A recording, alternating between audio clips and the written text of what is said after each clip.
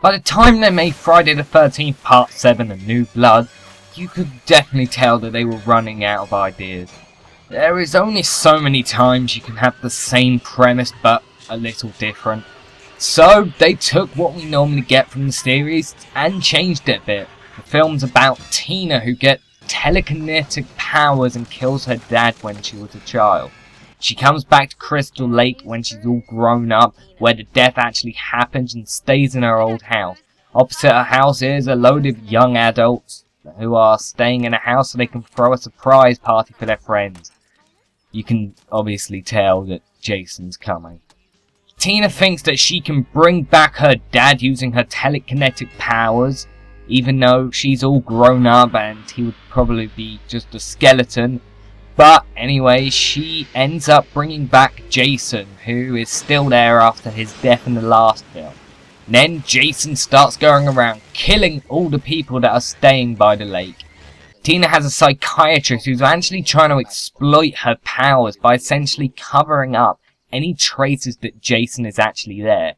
Tina knows all about how Jason is killing people and starts to get angry because her mum and the psychiatrist keep saying that she's delusional, and starts making stuff move because her telekinetic powers only actually work when she feels strong emotion. Apart from that, it's a typical Friday the 13th movie.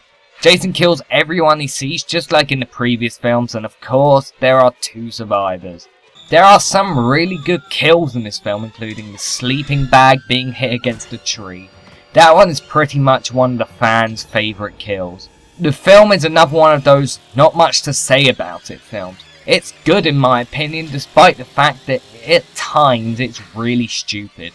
Critics of course hated it once again, which was kind of surprising because it seemed that they started to turn around and like the series, especially after their positive reception of Jason Lives. Kane Hodder takes on the role of Jason and becomes the fan favourite. I mean, who can't love him? He takes so much damage, he looks big and bulky, and he has an eerie presence whenever he's on the screen.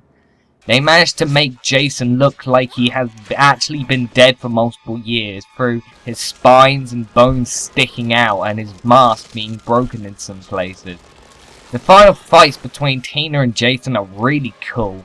You don't see her just running around screaming like in most films. She actually uses her telekinetic powers to beat the shit out of him.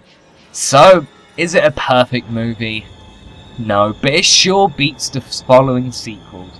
A New Blood is the last sequel that I think's actually any good, and it's also the last sequel that spends the entire film at Camp Crystal Lake.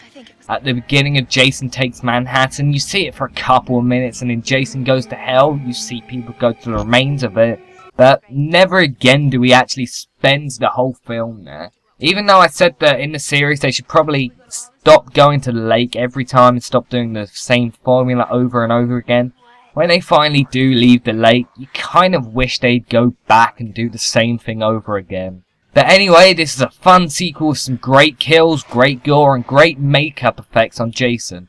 I'm gonna give it a C+.